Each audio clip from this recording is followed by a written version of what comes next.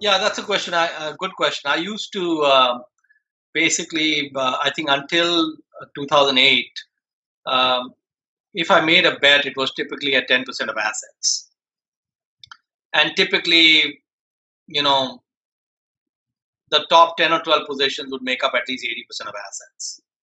Um, in 2008 and 09, when we were seeing these massive drawdowns, I was also seeing lots and lots of opportunities in particular sectors and not enough time to really drill down and understand each business or even understand which one would be the best. So, for example, you know, many different commodity businesses had collapsed in late 2008.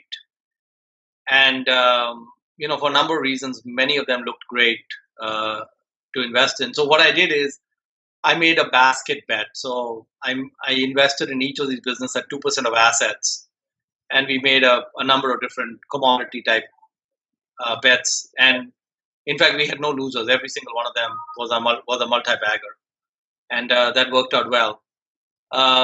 So what I did is after the 08-09 timeframe, I basically came up with three thresholds. An investment could be at 2% of assets, or 5% of assets, or up to 10% of assets, and and typically 2% would be something which is either got kind of asymmetric risk reward possibilities, but the risk is somewhat elevated. It's not as muted as we'd like, but the rewards are, outlier rewards, if you will. I mean, like we exited that position, but we had taken a position in Freddie and Fannie preferreds, and a number of different investors have recently taken those positions and such.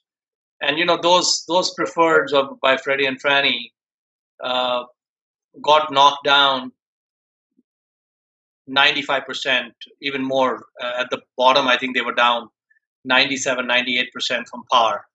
So very significant. So if they went to par and you were buying at the absolute bottom tick, in some cases you had a 40, 50x return possibility. And of course, I didn't get in at those prices, but we were buying in the still single digits, 7, 8, 9% of par. And of course, in the end, we exited the position. We exited at a slight loss because we had other opportunities that looked more interesting at the time. And I wasn't fully, and I'm still not fully convinced on whether that will work out or not. But the thing is, those preferreds actually have moved up quite a bit since then.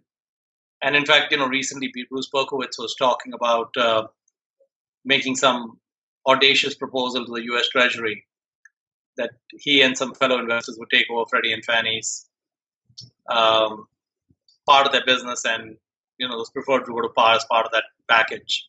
So that was an example of something that if we took a 2% position in that, we would not have done more than that because it just had a bunch of hairy outcomes possibilities, but also had huge rewards as well. So 2% could be either basket or some things unusual. 5% might be some normal type opportunity, and 10% if we're, quite convinced about the prospects and such.